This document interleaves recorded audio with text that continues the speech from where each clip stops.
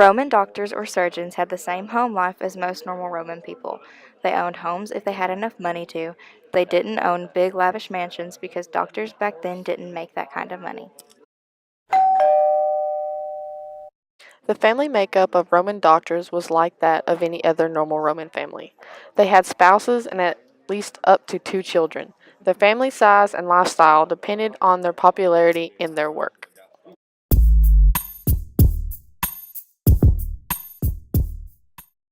Gladiators were often wounded, sometimes badly, and doctors had to treat them, and learned about the human body. Galen, a prominent Greek physician, had to make do with dissecting animals to further his research. Galen believed that monkeys that walked like humans on 2 legs would most likely provide scientists with knowledge that could be applied to humans. Galen, who moved from Greece to Rome in 162 AD, became an expert on human anatomy. He was a popular lecturer and soon became a well-known, reputable, sought-after doctor. Galen wrote several medical books in which he displayed excellent knowledge of bone structure. He realized that the brain tells muscles what to do when he cut the spinal cord of a pig and observed it.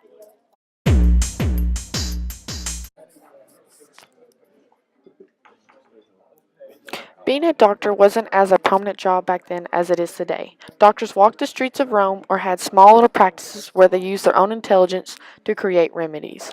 Others acted as snake oil salesmen, selling any number of products along with their treatments.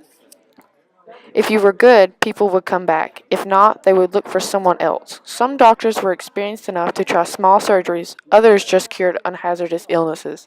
Nearly all would attempt to treat any alignment provided the price was right. The doctor's wealth depended on how well known their work was. The amount of money they made depended on the severity of the operation. If you were good at healing, then people would come to your practice. The more popular doctors made more money. If the doctor didn't make enough money, they would stop practicing medicine and move on to a different occupation. Doctors woke up just like any normal person. They would eat and then head out for work pretty early in the morning. Some doctors had small little shops set up and would go there. Others would advertise their services on the street. They would try and sell their remedies and sometimes perform small surgeries. When it got dark, they would return home, bathe, and get ready for bed to get up and do the same thing the next day. As there were no licensing boards, no formal requirements or education for entrance to the profession, anyone could call himself a doctor. If his methods were successful, he attracted more patients. If not, they simply moved on to another career.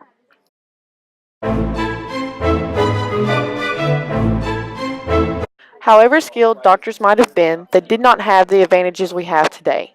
Appendicitis was always fatal because there was no such thing as a routine operation.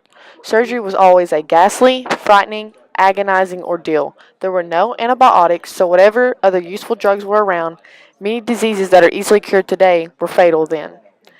It is no wonder that people relied as much on folk remedies, prayer, and suspicion as they did on medical science. Wealthy doctors could afford a proper burial, while unsuccessful doctors could not. Most tombstones dedicated to doctors have been found near the forts, showing that the majority of their patients were soldiers. They were buried like common Romans. Their burials weren't any more significant than the others.